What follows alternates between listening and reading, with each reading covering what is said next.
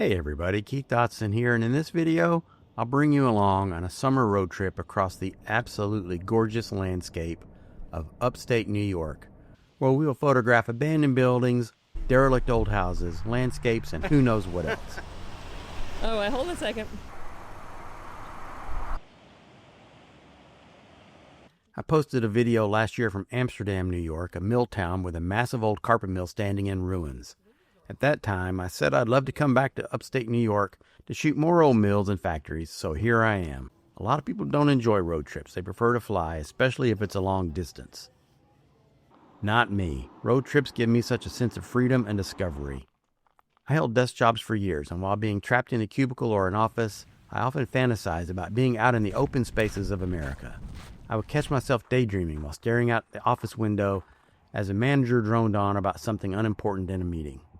Flying will definitely get you to your destination faster, but by driving we focus on the journey as much as the destination. There are discoveries to be made around every bend in the road. To make the time go by, Tina sometimes reads a book out loud for us to enjoy. We started our photography road trip at Rochester's George Eastman Museum, where we saw their 75 Years of Photography exhibit. I enjoyed it immensely. The show was terrific, and I'll post a complete video about that separately. If you haven't been, the Eastman is a great museum, dedicated only to photography, and of course it's named after the guy who established Kodak. It also connects directly to his mansion, which is also now a museum. While in this part of the state, we also hopped over to Buffalo, where we both saw Niagara Falls for the first time.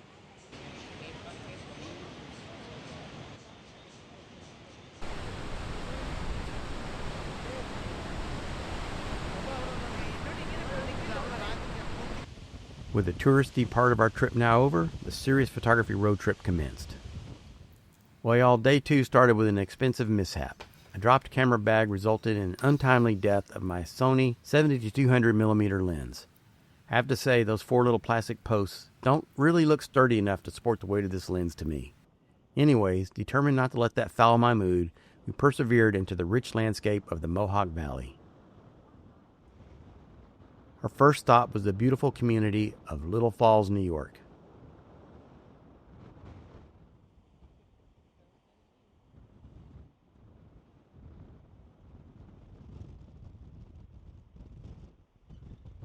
Now remember, I was specifically looking for old mills, and here we have our first, the remains of the Gilbert Knitting Mill.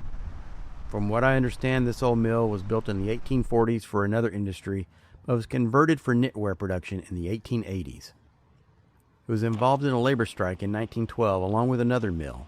The strike was due to the deplorable working conditions in the mill and at the workers' homes which were provided by the mill. And of course, because of long hours for too little pay for the women and the children who worked there.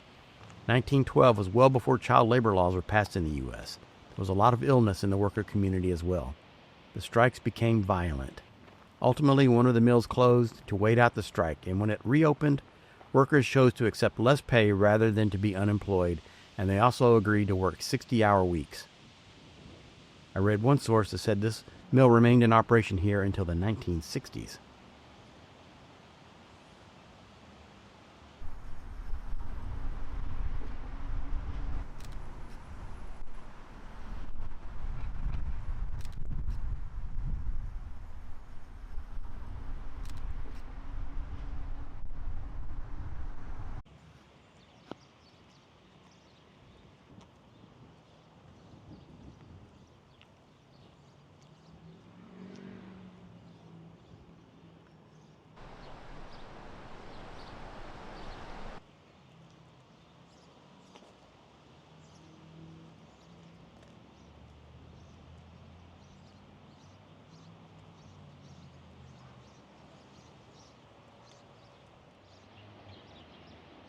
That's the Mohawk River.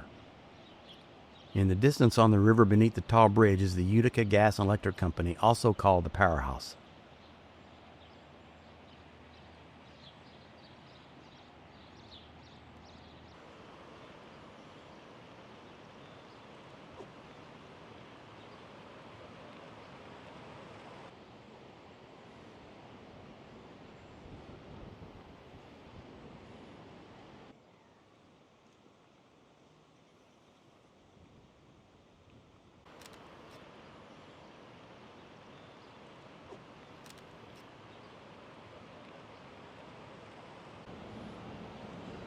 If you look closely, you can see the collapsed arch that was part of the Erie Canal aqueduct, opened in 1822. It was a bridge for carrying boats from the Erie Canal to the merchants in the town.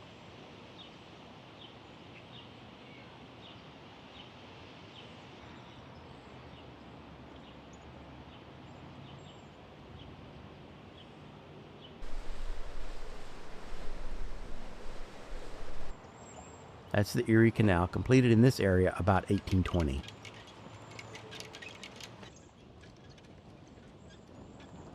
Here is a historic depiction from 1850 showing the canal at Little Falls by John Howard Hinton. I'm not certain this is the actual Erie Canal, as it was modified as a barge canal in the 1900s and some parts were realigned.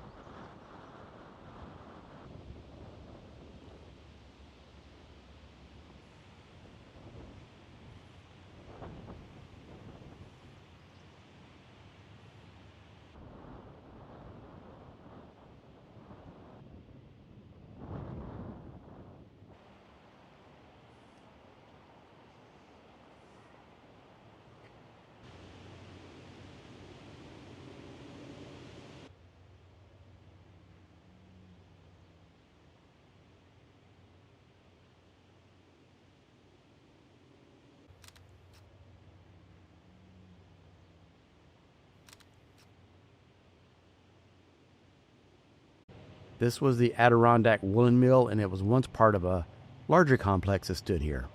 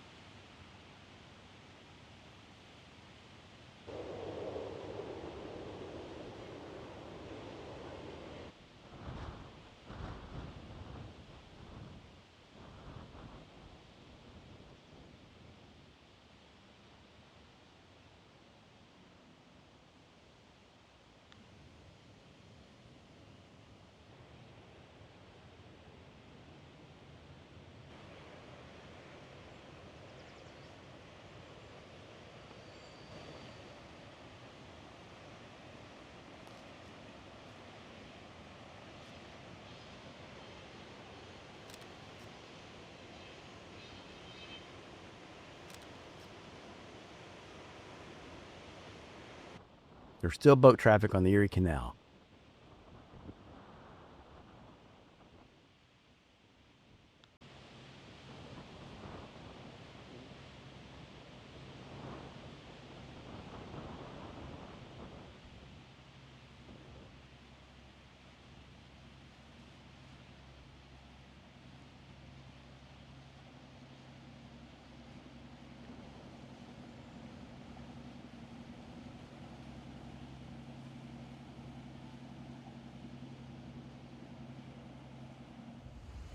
Hi.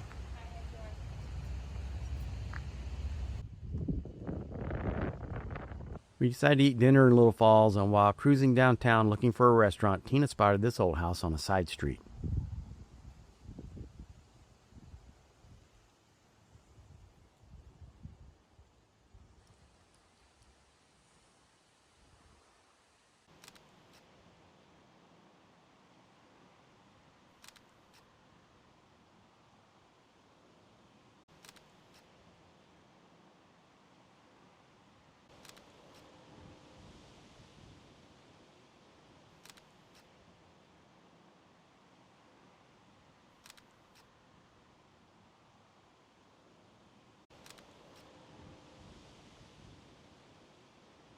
Before the food came, I used the time to update my notes on the day's events and locations.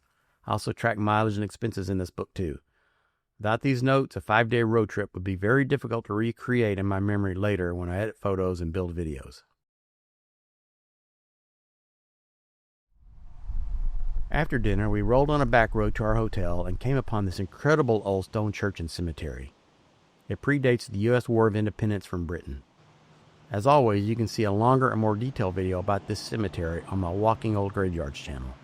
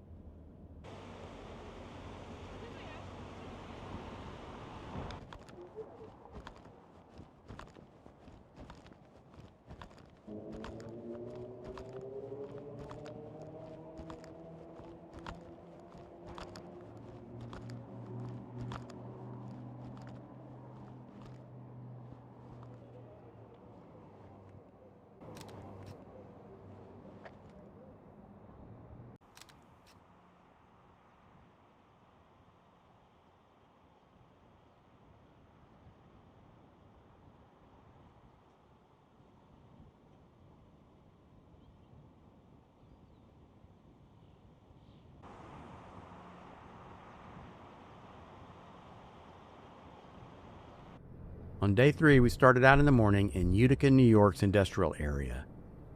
This was the first stop of many because we had a lot of ground to cover on this day. Utica was the big city I used to visit when I was stationed at Griffiths Air Force Base in nearby Rome. That base was decommissioned years ago and is long gone now, and I barely remember Utica from those days. But I do remember coming over to Utica to see art shows at the Munson Museum. Even at that young age, I was interested in art. It's a really wonderful museum, especially for a city of less than 65,000 people.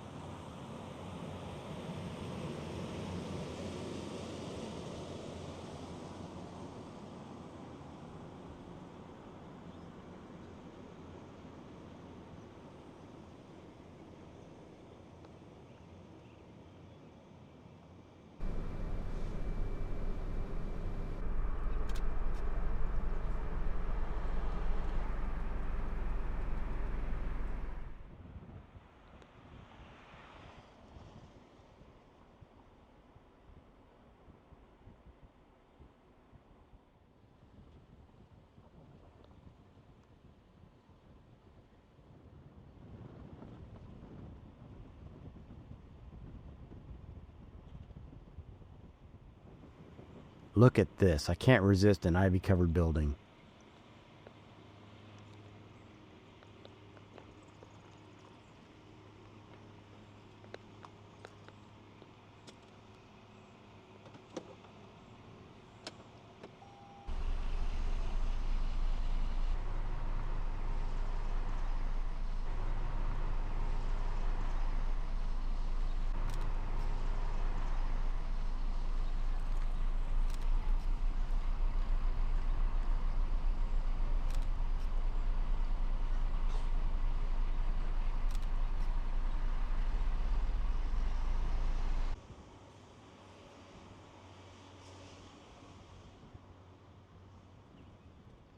I'd go in that parking lot right there and shoot it. I got one go down there.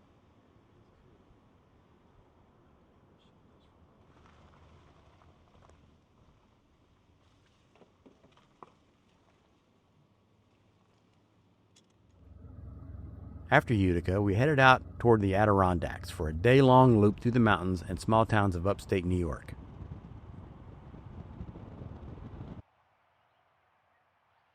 Before long, we came across another wonderful old church and a graveyard. Of course, this location will also be featured in depth on my Walking Old Graveyards channel.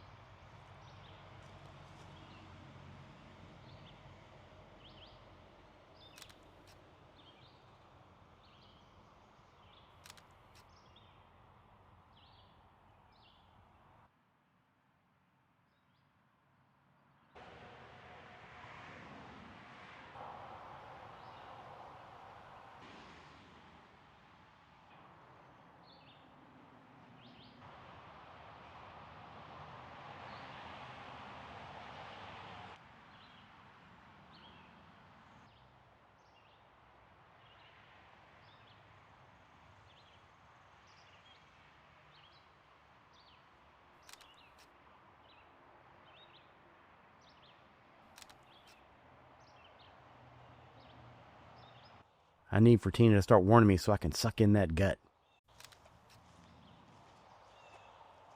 I was shooting with the 50 megapixel Hasselblad X1D and a vintage Zeiss 120mm Hasselblad V compatible lens. I love the dreamy quality of this lens on a medium format digital, but this lens was made in the 90s and it also has some faults. The really short depth of field is an interesting effect, but look at this screenshot of the raw file from the cherub on the tombstone. The lens has a lot of green and purple fringing wide open. Just something to be aware of. Tina pointed out the amazing stone wall back in the shade of the woods, and I became enamored with these ferns.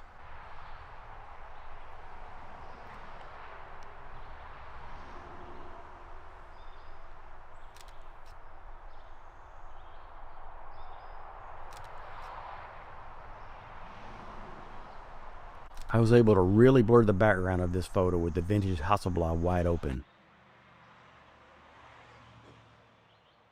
The patterned glass of these windows, which was different on each window I think, made the candles behind the glass look so interesting to me.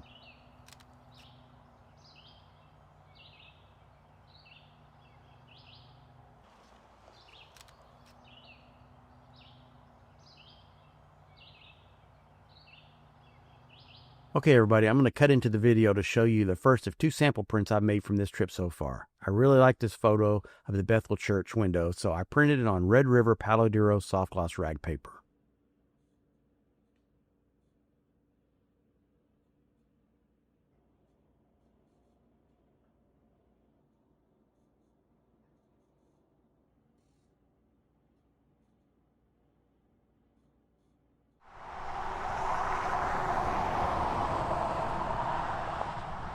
Upstate New York is so beautiful, breathtaking really.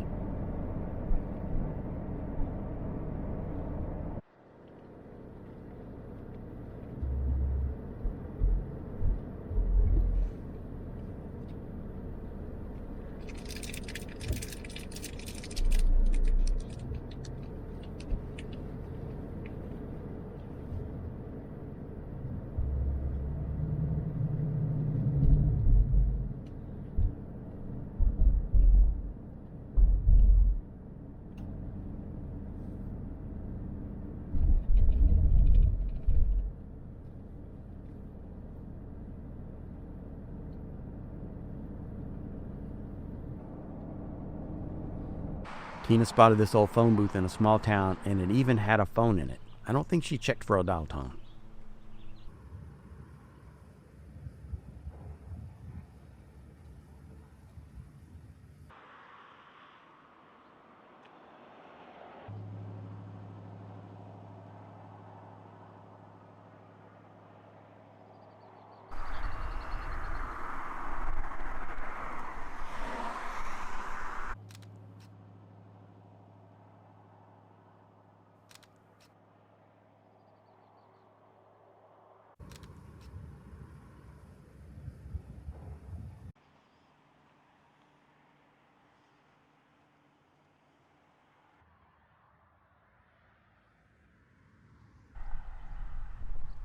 We stopped here to look at the river and happened to notice behind us, across the road, people were climbing that rock face.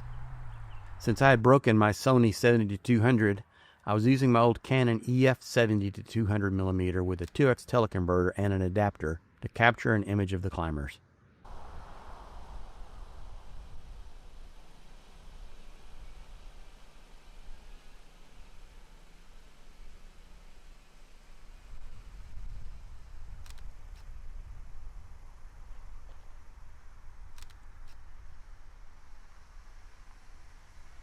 Midday came and went, and we were both feeling famished when we spotted a fella selling hot dogs by the edge of the road, and we couldn't resist.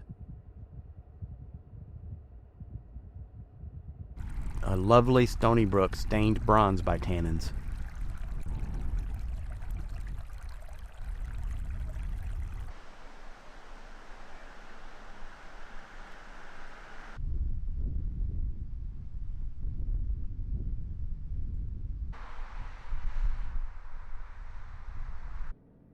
Lake Placid is beautiful, but the summer crowds helped us make the decision to skip a stop and keep on rolling.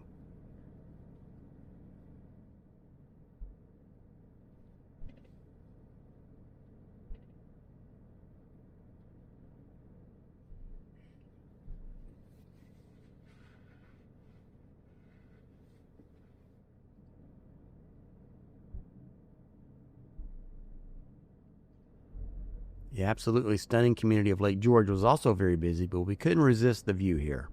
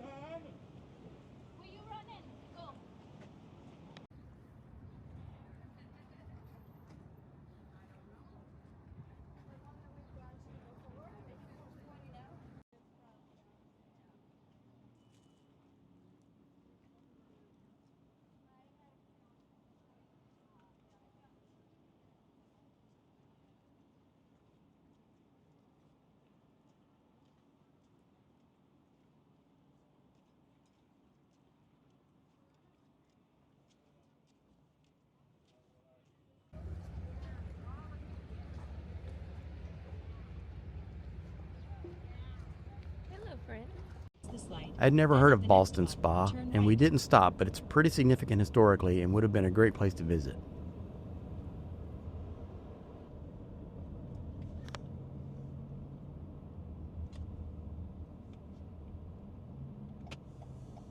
It was getting late and we were both getting tired, so we also breezed through Amsterdam, which I'd been to on the previous visit, but we did bypass several interesting photo ops. Maybe next time.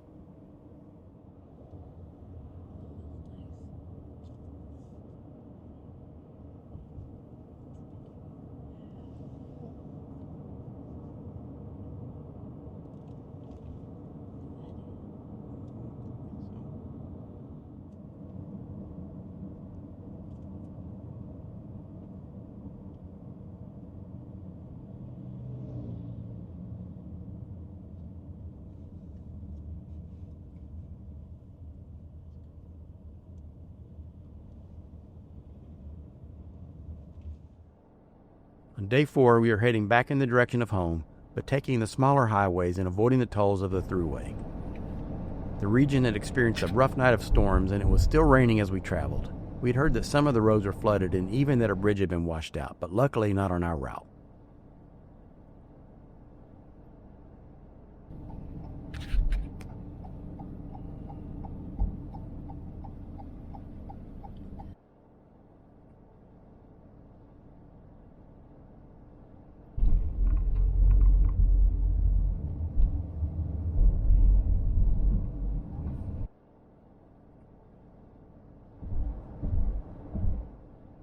That's the Western Star Lodge, a Masonic building constructed nearby in 1816 and moved to this location in 1864. And now I'll cut into the video again to show the second print that I made from this trip so far, also printed on the Red River Palo Duro soft gloss rag.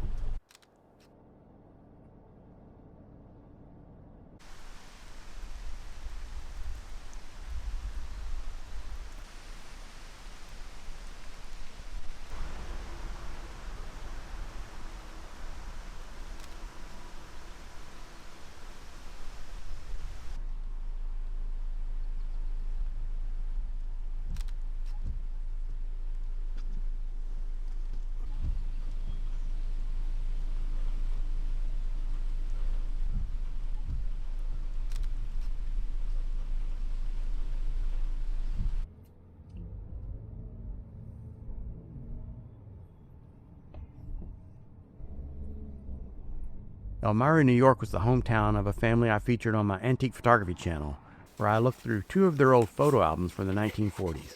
I'll include links to those in the description.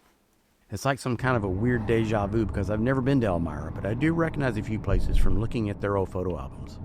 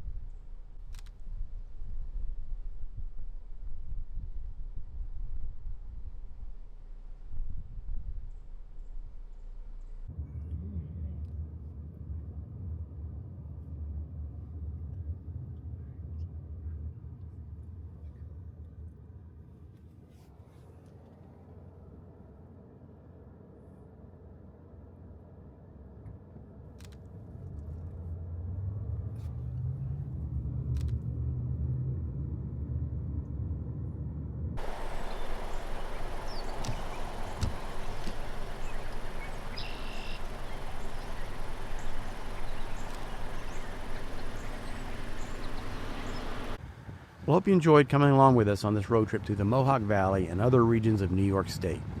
I think you'll agree it's a stunning place to visit. Thanks for watching, and now as I end the video, I'll leave you with a few more scenes from our rainy day travels home.